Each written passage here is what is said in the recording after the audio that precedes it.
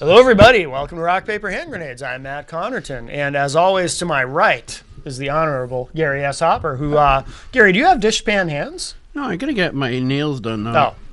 All right, good. You know what I'm saying? As long as it's just your nails. Yeah. I was afraid you needed to wear, do you wear gloves when you wash dishes? No. Maybe you should, just in case. What, are you saying something? That my hands aren't beautiful? Maybe you need palm olive. No, they're great. Those are some great hands. I mean that in a manly way. Very heterosexual. The way a heterosexual male admires another heterosexual man's hands. They don't, Matt. Oh. Yeah. So anyway. Awkward. Yeah. No, I just noticing that one's like wicked crooked. Isn't it? Look at that. You got a crooked nail? I got a crooked finger. Cotton thing could see you around corners and stuff pretty soon. It keeps going. Well, that could be an advantage. I guess. Put a little camera on there. Snap a little camera. Yeah. So tonight's guest is Tom Schoolcraft. Mm-hmm. He is the gentleman who tried to get a pardon through the governor and council recently. Okay. And that's what we're talking about tonight. Before we go there, his lovely girlfriend's sitting over there too. She doesn't want to sit with us because I think she heard that I was a big jerk. You tried, though. Yeah, I did You try. tried to convince her to join us, like 3 times. And, yeah, I know. Because otherwise, it shows it's a bunch of dudes. I know, which is not good, especially when they're complimenting one another's hands like you were just doing. I know, right? Yeah, that's not right. It is not right. Well, I know now. Okay. Yeah. So anyway, Tom's keeping his hands down below. So I wore my gloves. Yeah. So anyway, it's I didn't know this, but apparently the Obama's popularity is so low now that even the people in Kenya are claiming he was born in the United States. Ah, that's a good one. That's a good one, Gary. I didn't make that one up though. That was a good one. But I did. I was watching him the other day say that if he had any idea how poorly the rollout of Obamacare and the website was going to be, he never would have gone around the country advocating for it. Mm-hmm. That was basically his statement. Mm-hmm. I won't say it's verbatim because I never get anything verbatim, but right. Basically that was his statement. And I think that was an out-and-out lie. Do you? Absolutely. Why? In a sense, the President of the United States is the head of a corporation, the executive branch. Right. Correct? Yes. Now, let's picture the head of, say, GE or any large company. If that executive was led to believe everything was all right and ready to go, mm-hmm. and went around the country saying, let's say it was an Apple product, mm-hmm. and they came out and they said, this is ready to go, we're coming out next week with it, this is going to be great, it's the greatest thing since sliced bread. He went around the country advocating for this new product. Mm-hmm. What would happen when it came out and it died? What would happen to those executives that told him everything was on the ready to go? Well, they might get fired. Might? But if it's the top guy, he finds a way to save himself. No. Well, no. Well, if it's a president, yeah. But if it's the president, I mean, that's. I think the chief executive should be hands-on enough to run things that way and be accountable. Yeah. No, I'm saying if what's why would he lie about? I'm not sure. Oh. But what's the lady's name that's in charge of Sebelius? Sebelius. Yeah. As soon as he came out for the first few weeks, because I think he wanted it to come out no matter what, because he's pig-headed, and if she didn't warn him that there was going to be issues ahead of time, yeah, that meant he went around the country making a fool of himself. Oh yeah. Okay. Yeah. And she should have been dismissed immediately. Mm-hmm. And any executive that would allow their boss to go out and make a complete bonehead out of themselves. Right. I was going to use the A word, but then I realized the second delay people wouldn't understand because they would have been cut off. Right, exactly. Right. Yeah. So anyway, because she allowed him to do that, yeah. If that was really true, he would have fired her because it would have been humiliating. But if she did say, hey, there's issues, and he says, no, we're not going to, if he's just stubborn and does it anyway, because he figures he doesn't understand, either he's ignorant and doesn't understand it, or for whatever reason, then he really can't turn around and fire her because it wasn't her fault. She told him. Yeah, but sometimes in government or in any situation, people take the fall for things that aren't even necessarily their fault. So I'm actually surprised she's still in that position, because I would think, whether it was her fault or not, you know, usually people like to see some sort of accountability. So I'm actually surprised, regardless of who takes the blame, I'm surprised that she's still there. Yeah, me too, but that's why I think that statement was absolutely a lie. I don't think that was true at all. But then there was I saw today I guess they were before Congress. It was 4 hackers who were probing the website. Yeah. And they said Congress has asked all 4 of them. They said, you know, is this site secure? No. Nope. Really? Nope. That's bad. Could it be secure soon? Nope. I mean, this is like, they're not politicians, so they can actually answer something honestly. Right. And so they weren't like hedging their bets. No, it's simple. Nope. There was I forget how many different. You know, they didn't hack the site, but I guess they can.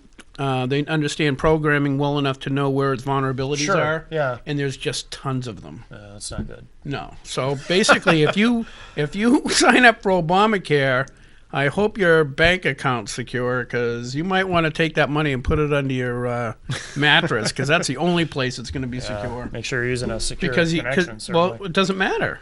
Well, if the site is completely hackable and going to be hacked, which it will. I mean, most major. That's one of the things one of the gentlemen said, was that most major sites are hacked like 38,000 or attempted to 38,000 or something times a month or something. I forget what the numbers were, but it's a huge amount. And so therefore, it's not a function of if, it's more a function of when.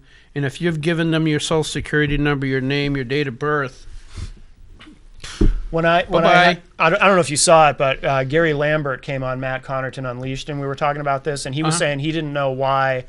And I know the government procurement process is complicated and bureaucratic and whatnot, but he was saying he didn't know why they didn't just have like Amazon come in or Kayak come in. Someone who runs a successful, secure e-commerce site come in and build this thing, instead of giving it to a bunch of people who, you know, obviously we know now screwed it up.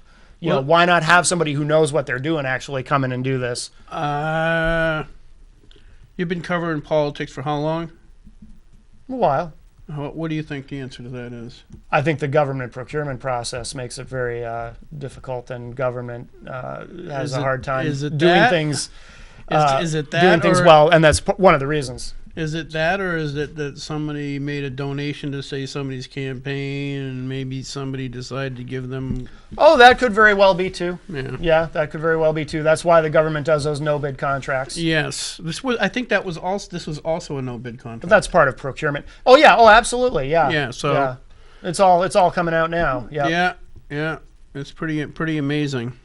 And it's amazing to me in the regard that, it's hard for me to believe that Obama let this happen. This was like it. This is like he's building his entire administration around this Obamacare. Well, one of the knocks on him, and this isn't... That's like you spending the next 10 years working on a project, right? And spending as much effort as you ever had, and it released, and it just right. Oh yeah, no, it's got to be crushing to him. One of the knocks on him that supporters say about him, I mean, this doesn't come from the right wing, but supporters acknowledge, the ones that are intellectually honest, that one of his problems is, as a chief executive, he's not, there's no clear chain of command in his administration. Like, he doesn't have a chief of staff who has to make sure that this comes out right, and people below him who have to make sure that, okay, this works and this works and this works. It's more, his management style is sort of chaotic, probably because he's not, for example, a former governor. Okay. Who understands how these things have to work. As a former senator, he's used to being one in this giant legislative body, Right. And he's not adept at managing things because he has no management experience. He was a community organizer. You would have to. That's true. Right. So you would think that would translate easily into organizing. One would hope, but Yes. apparently not. I guess. And I think people should have checked to see how organized the community was organized after he was done organizing it. There may be more to the presidency than handing out clipbooks and, Yes. or I don't know, whatever a community organizer does. I don't know. Anyway, so I just wanted to touch on that because that's been in the news. Yeah. But anyway, Sir Tom of Schoolcraft. Let's start with your story. What you started off your life and you started getting into trouble. What the heck happened? Early on, about 16, I had dropped out of high school. And Nice job. I'm with you on that one, brother. eventually got my GED. No, I dropped out, and it wasn't too... Oh, speaking of GEDs, I got it easy on mine because I did the same thing. I for different reason mostly, but I'm not going to get into it. But the GED was different back then. Yeah. I was lucky. Well, I've got a learning disability. I can't spell I could barely spell my own name. Mm-hmm. Yeah. Okay. I know for a long time I thought your last name was Hooper. Yeah, exactly. Yeah, See? yeah. And but anyway, the GEDs back in the 80s, early 80s, were you had, I think it was 5 tests, Mhm. and if the total score was above a certain amount, you passed. Yep. Huh. Okay? So I did awesome in the math, I did awesome in the science, I did awesome in the history, and when it came to like the language and spelling, I got trashed. But the average came up way above what I needed, so Oh. I got lucky. I guess nowadays they don't even let you do that. Oh, now they're changing the standards altogether. I think. Under the wire. That's why they used to call it the good enough diploma. Right. Right. So anyway, sorry. It wasn't too far after that I started getting in trouble. Well, not actually caught, but getting into the life of crime and Not getting caught. not getting caught. So I was. That's a good thing. I got caught at one point, and at that point I had already kind of left the life of crime. I had secured my GED, started at a community college, and started to see a little bit of progress for myself. Mm-hmm. So you didn't serve? Did you serve time for this crime against humanity? I did. The charges were burglary, non-violent, non-drug related. I eventually did get sentenced for it. It takes a while. It took about a year for that to go through the court system, and I maintained being out on bail, and I went back to college for another semester and kept fully employed. Oh, wow. So That's good. Well, that's really good. Yeah. Most people who during those charges are out smoking dope and Scary. drinking. It's a pretty scary time too, because you read what the media says, and 7.5 to 15 years per charge, and so a young guy who's never been in trouble before, you basically watching your life flash before your eyes. Oh, yeah. No doubt. Yeah, and they also do that too. And I this is one thing that kind of bothers me about the criminal justice system, is that they add charges all the time. Like, okay, you get pulled over for your lights out, and the next thing you know, you say, what are you pulling me over for? Lights out. And they start writing you up for that. So you kidding me? I just checked that last night. Oh, criminal threatening. right. Next thing you know, this is, you can plead to, the lights out and pay the $2,000 fine, or you're looking at 20 years in jail. It's like they blackmail people, they blackmail kids into pleading out. Basically is the way the criminal justice system is. It happens, yeah. Oh, yeah. All the time. Yeah. So a kid like, coercion. how old were you? I just turned 19. Okay, so you're 19 years old, and yes, you admit you did something wrong. Absolutely. Okay, but the way they run it up the flagpole, it looks like, geez, I can, because in your case you were guilty, but sometimes kids aren't necessarily guilty. They're in the wrong place at the wrong time. Yeah. And they're with the wrong crowd, which is usually the case, and they say, I'm looking at 20 years if I get convicted. And so they plead down to, 1 year for something they may or may not have ever done. Right. And it never goes to trial for the truth to even come out. They don't know enough to ask for a lawyer before they give a statement. All kinds of stuff. It's just, The haves it's and the have-nots, and And some people know the system really well, some don't. Yeah. And it's the one that's really knows the system are the ones that you don't have to worry about because they're probably know the system for good reason. But it's like blackmailing citizens into confessing. Mm-hmm. Yeah. It's not much different than might as well use electric shock electric shock to try to get them to confess to things. I did feel pretty fortunate though, and I did have a court-appointed lawyer who worked very closely with me with the case, and I felt like the sentencing for the crime was very fair. Yeah. And I got sentenced to a 12-month period over at Rockingham House of Corrections. Yeah.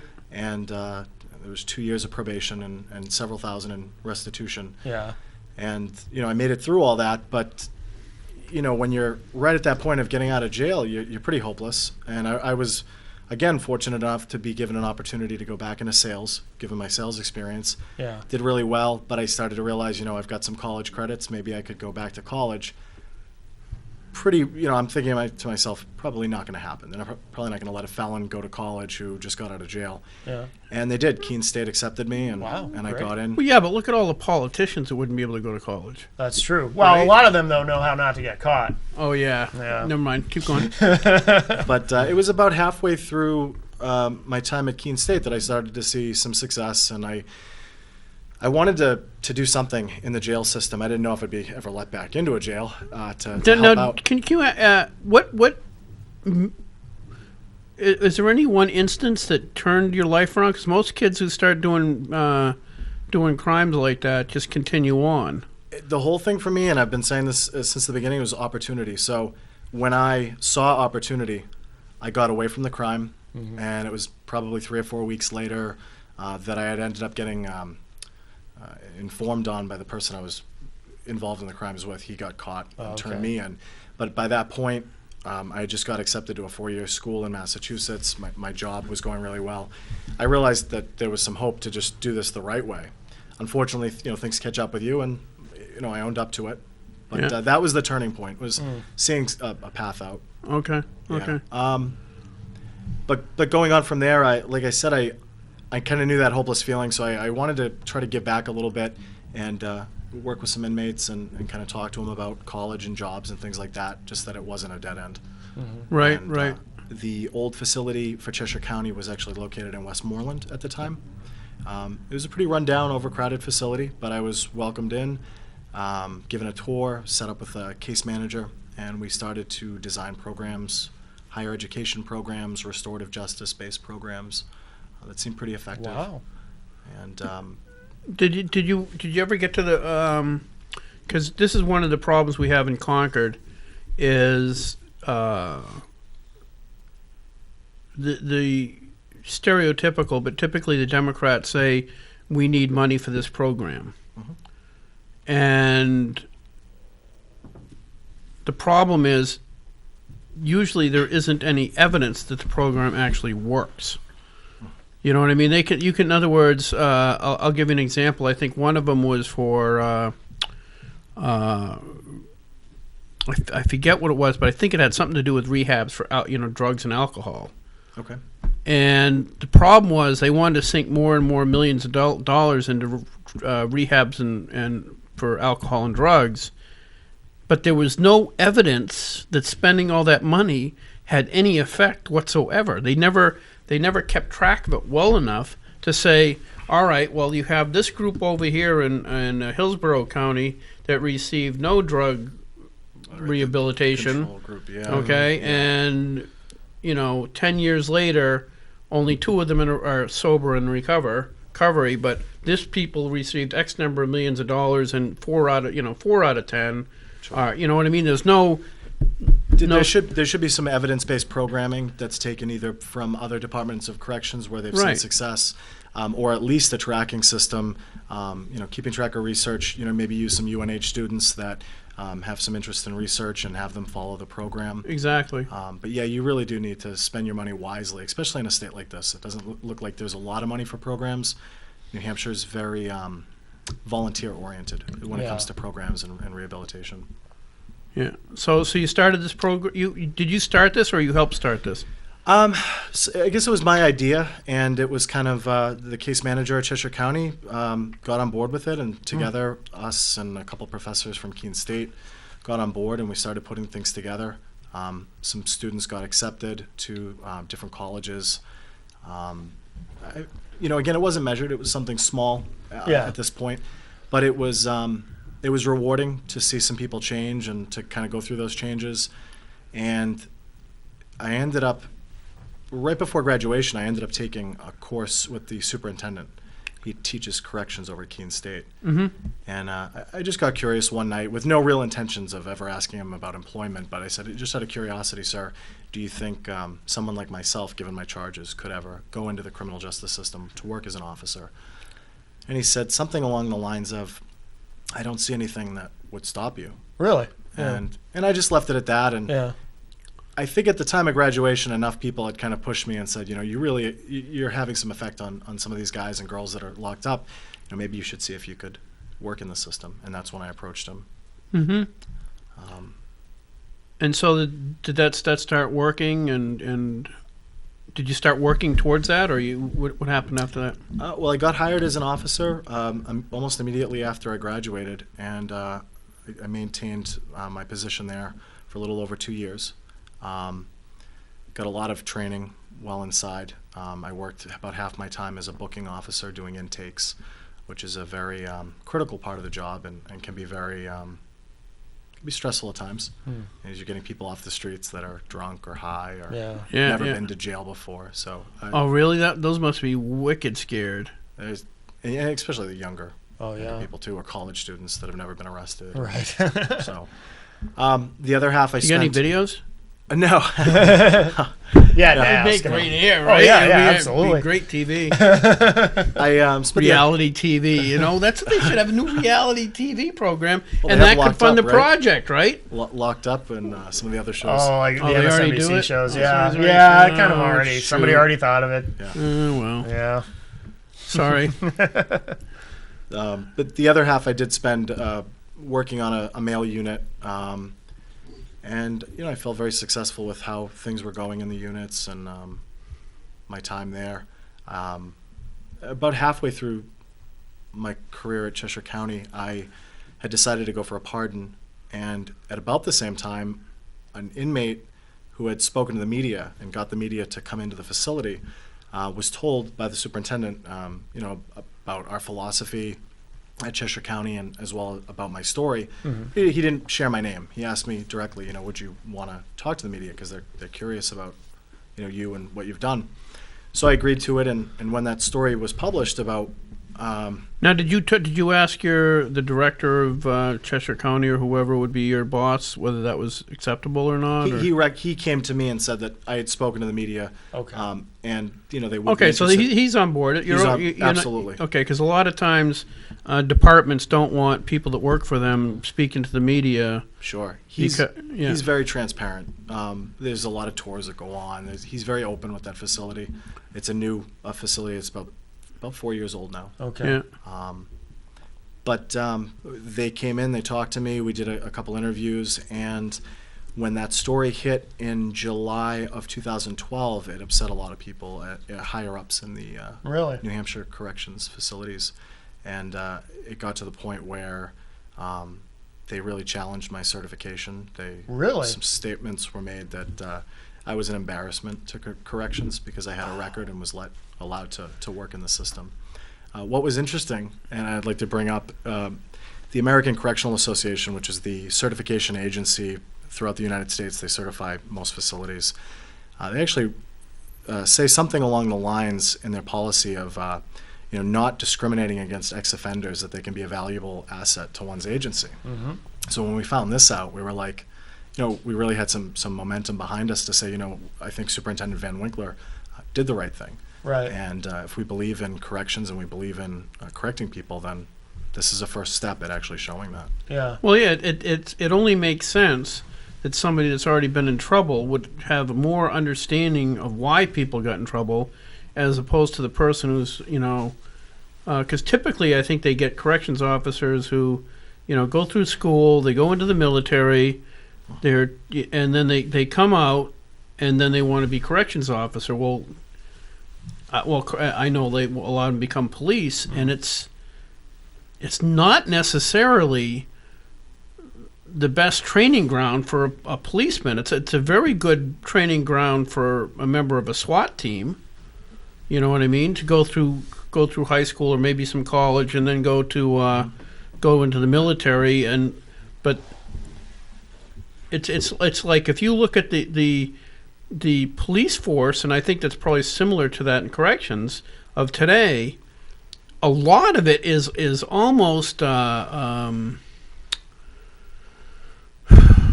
gone from Barney Fife to RoboCop. You know what I mean? It's been a transition from the peace officer, which is supposed to be the guy who pulls you over and says, Gary, you got a light out. You really need to get that fixed. So it's more paramilitary. It's almost like and rigid. It's almost like now they pull you over and their hands on their gun and they're kind of backing over because there's that 1 in 2 million chance that and so they're all defensive. Yeah, it's all a defensive situation, and what happens in that situation, if all the cops are like that, you end up with people who start to become hostile. There's a hostility between the public that they're supposed to serve and the police force. So it's not really, if that I don't know. I don't like the way I've seen the agencies go over the last 20 years from cops who used to know and stuff like that to now they're. I think we're getting back into that with community policing as being brought forward now in a lot of places. I know in Boston, where I'm in grad school, that's a big thing. Walking the beat, being out there, being involved with the community. Mm-hmm. I think corrections should be out there as well too. In schools, talking to kids, doing programs.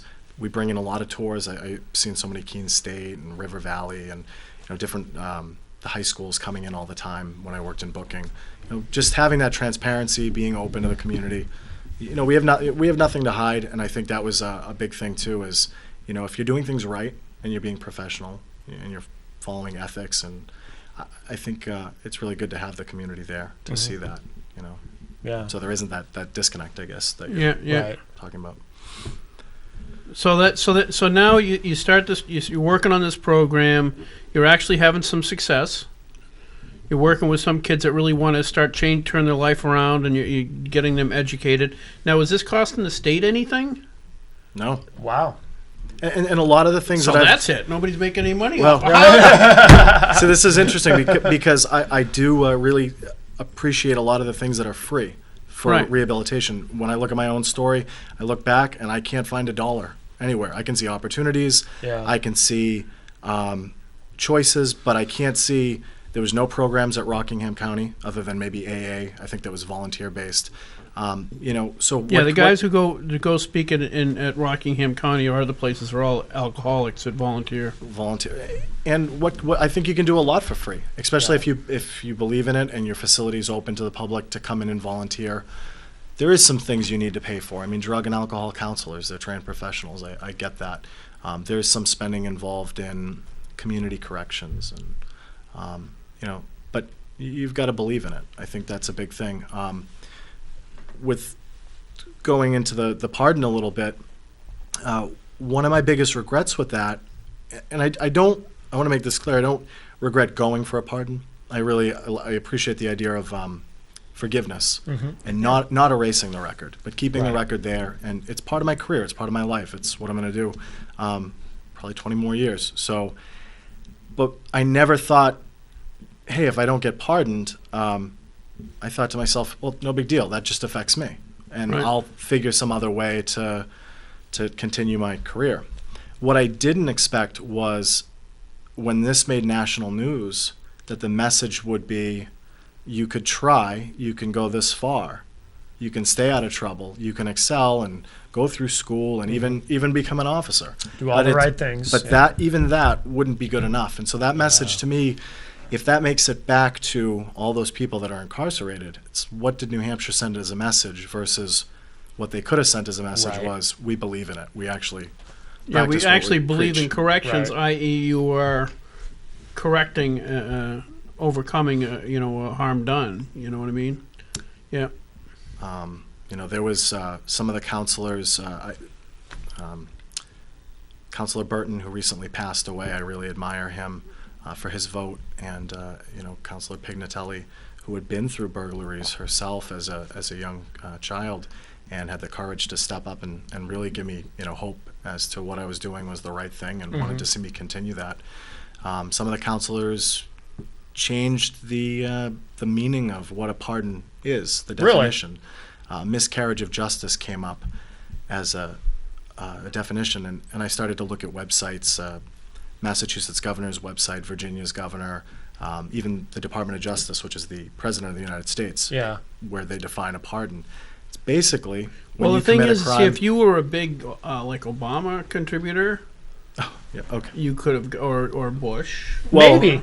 You want to know an odd thing? Bush is the most. Obama is the most miserly president in decades when it comes to giving out pardons. I thought they gave all their pardons right at the end, so nobody would rat them out once they're out. Well, Clinton tried to do that, and everyone found out anyway. But even Obama might not pardon you. Yeah, I don't know. Yeah, you're right about that, and but it's his system for pardons is only for federal. Just for knowledge sake. We don't do that on this program, right? No, we do like hand grenades and stuff. Oh yeah. Well, we can try it. We'll try it. Yeah. What would be to have been the difference between getting a pardon, having your record annulled, or the different? What is the gradients of the two systems? I actually just gave a presentation on this the other day at BU, and most people think a pardon is like literally like erasing your record, and it's not. It's literally forgiveness, and your rights are reinstated, and you can go about living your life like a normal person. So in other words, because you're a felon, you can't own a firearm. Can't own a firearm. In some states, you lose your right to vote. Certain obviously jobs, that's the biggest thing. What about in New Hampshire? Can you vote in New Hampshire? You can. You can, okay. Yep. That's what I thought. I wasn't sure. Okay. The annulment process, or some states call it an expungement, erases the record permanently. Okay. It's like it never happened. So you can legally tell an employer that you've never committed said crime. Again, not what I wanted to do. It kind of defeats the point of what I'm trying to do. If you get your record expunged, can you now own a firearm? Yes. Oh, okay. So it really is like it never happened then. Okay. Yep. Okay. And what was the other? There's another version of that, isn't there? Or is it kids that they can have their records sealed? What is? Or is that under a certain age? I don't know. There's some different laws for I think juvenile and records disappearing if they stay out of trouble. I'm not sure how the juvenile records. That's mostly for juveniles. Yeah, but those the annulment and the pardon are really the two ways to complete the rehabilitation process and to say, look, you're a changed person and good luck. We believe in what you're doing. I'm going to continue to pursue the pardons. It's not to say I won't ever go for the annulment, but there's nothing to erase. It's made national news. I mean, it's there. It's right. What can I erase? I'm not trying to erase it, but right. Well, it would mean that you could carry a firearm and go hunting. Sure. Stuff like that. Sure. So. Yeah. Which I did today with Ross Terrio. Yeah, and you're still alive. I was afraid he might Cheney you. Yeah, no, he gave me a 5-minute head start, so I was able to. Good. Yeah. All right. Stealthily. That was very magnanimous. They actually, my Indian friends, actually, because I kind of moved through the woods like the wind. Yes, I've heard that. Yes. That's what they call me, passing wind. Wow. No kidding. No. Yeah. Very nice. Is that the Hi, How Are You tribe? Hakawis. Oh, okay. The Hakawis. Oh, right. Sorry. Yeah. I get confused. Sorry. It gets worse, so don't. Yeah. It actually does. He's not kidding. Yeah. So anyway, so now what are you doing? Right now, I'm just going to grad school and working towards getting back into law enforcement, corrections, or probation, something that entails kind of reentry in some form. Yeah. So it seems like the perfect job for you would be more of like almost a probation officer. But you can't do that because why? New Hampshire strictly prohibits anyone with a felony conviction to work in probation, parole, which falls under the New Hampshire DOC, which falls under the state police standards and training. So a pardon, actually, in this case, for this state, a pardon is the only way to get into that system. An annulment wouldn't even work.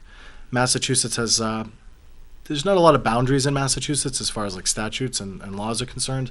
The boundaries are they put on their applications like don't even bother applying. Oh yeah. If you're a felon, or extensive background checks, and Okay. so it's very difficult there too, just for other reasons. It's not statute. It's just they look at it and say, I don't think so. Pushed aside.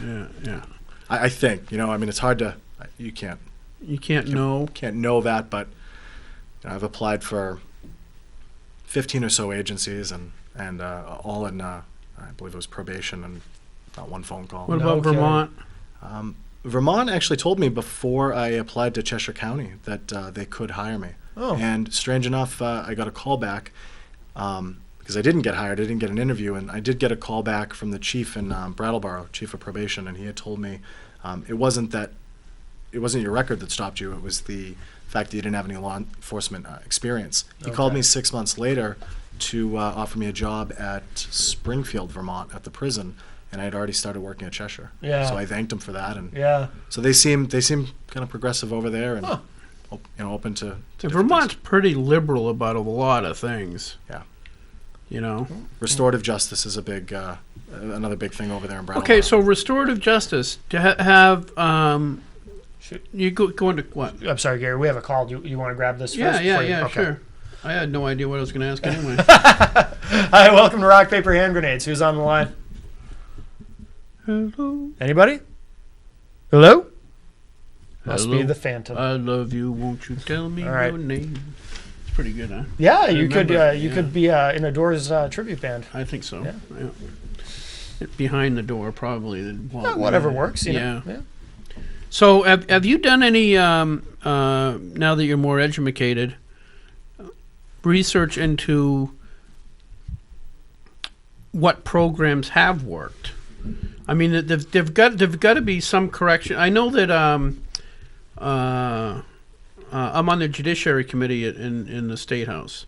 Okay. And I think it was because of that I was invited to a program where when people got out of jail, this is supposed to be, more of the felons and things like that, more hardcore criminals, that they would, I forget exactly how it worked, but when they got out, they would have to they would be basically assigned a parole officer, and basically a caseworker, and they would work with the judge, the probation officer, the local police officer, wherever the person was living, and all work together to get this guy back on track from drug testing. Like drug testing, I guess if they don't do it randomly every week or so, people go back out.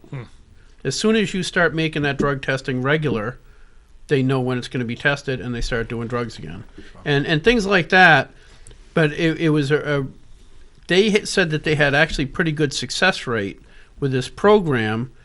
But you look at it in some place in New Hampshire, he says, okay, so you got this guy's got to meet with a judge, a lawyer, an advocate, a police officer, or a probation officer twice a week.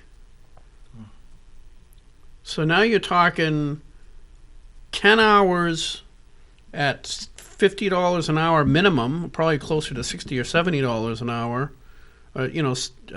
State's going to come up with $1,000 a week just for this program, for that one kid.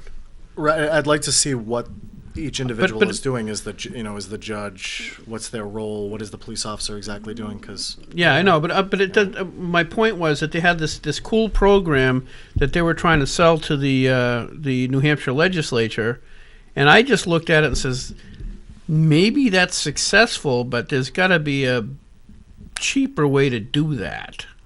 So and I'm not one of the people that say, well, it doesn't matter how much money you spend if you save one child. That's just a load of bull. Because you really have to. There's only so much limited resources. You have to be able to do it whatever you do reasonably efficiently.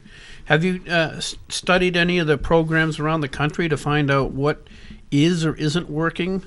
Well, we've seen a lot of things that don't work, and we've seen kind of the pendulum swing to getting really tough on crime, mandatory sentencing, and we've seen the failures there. We've seen the failures of being kind of too liberal and too easy on things. And I think some of the programs specifically, one that goes into, again, where I am at grad school at Boston University, they're one of the few schools left in the country that actually does a college education program for a bachelor's degree, maybe even up to a master's for some, in some of the Massachusetts prisons.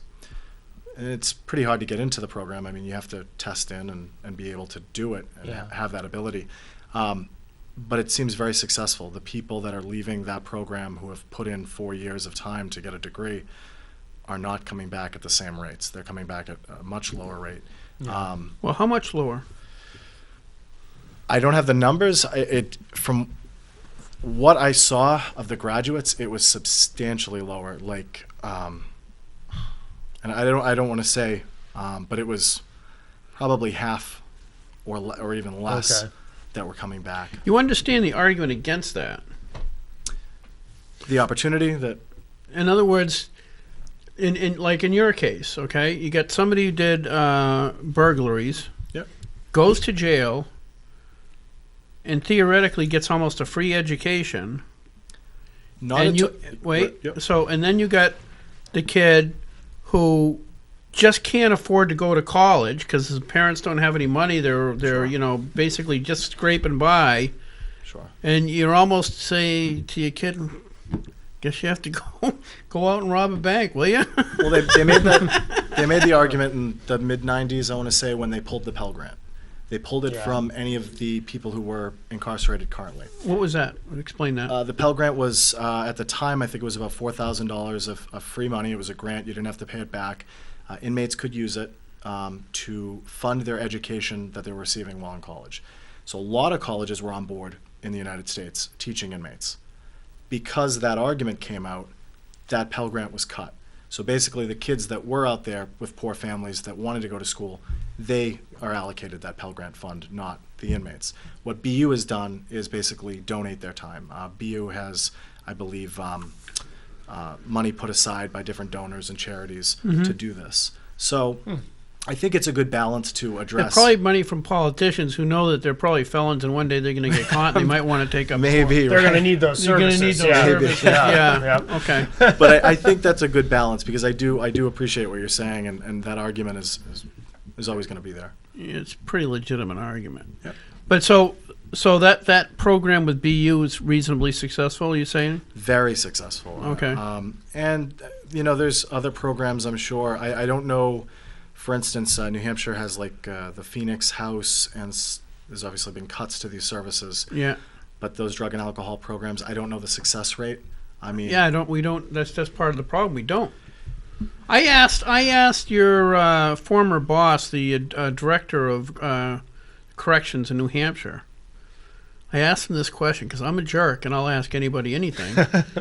I introduced myself and I said, what percentage of male inmates have were brought up in single parent or broken homes? Right? He says, well, I don't know.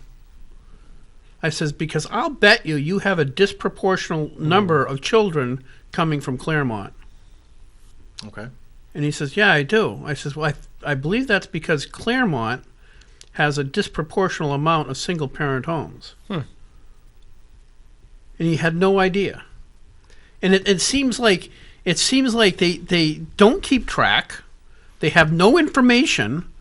And when you set up a program like you had, they don't keep track of the information to find out, it should be a mathematical formula that says, Tom was doing this project over here, and all of a sudden we saw the recidivism rate change just with the people he was working with. They keep no information so that they're not. I don't know if it's because they're not accountable or they just don't care. The thing to know about measuring recidivism in New Hampshire that I think anyone watching the show should understand. I took an interest early on in school with understanding how the agencies talk to each other and how they measure their data and how they measure things like recidivism. One thing you should know is that out of the 10 counties, they all use different software. They're all on different pages.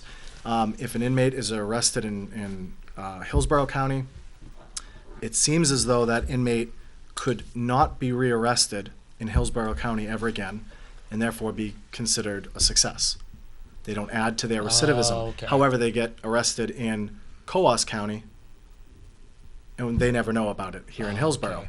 So there's a big disconnect at the county level. There's a disconnect between probation, police departments, corrections. That right there is great for the bad criminals, and if I could say it's horrible for the good criminals, if I can call it that, the ones that do want to change, because you can't measure recidivism, and you can't get programming. You can't show a cause to get funding to do something like what you're discussing. Right. Okay. So basically, if there was one fix so far that you've explained to me, or thing that we should start doing, is start keeping track. Absolutely. Get everybody on board. It's not the wild, wild west anymore. I mean, corrections in the United States, what is U.S. corrections? It's whatever state, whatever county you're in, and however they feel, whatever their philosophy is. If New Hampshire could at least get their counties on board with each other and share information back and forth, we could start to measure what works. And then, you know what?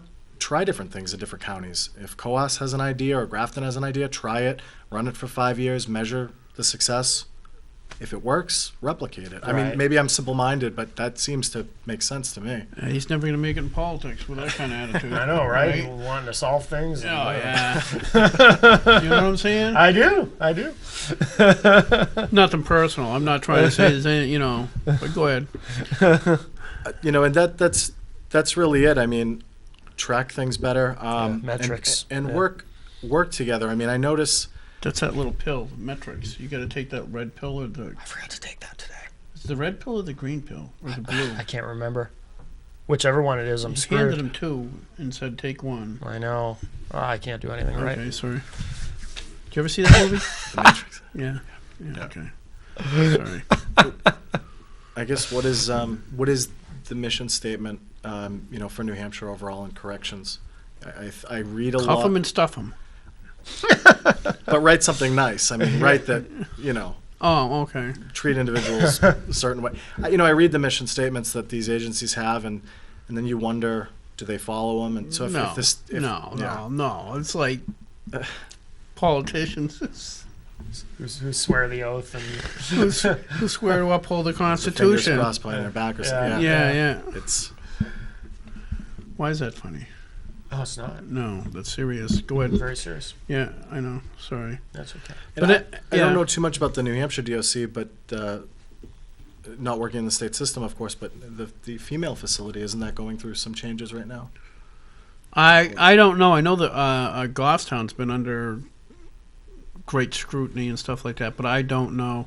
I know that there was a lawsuit filed a few years ago because the women weren't getting the same allocated the same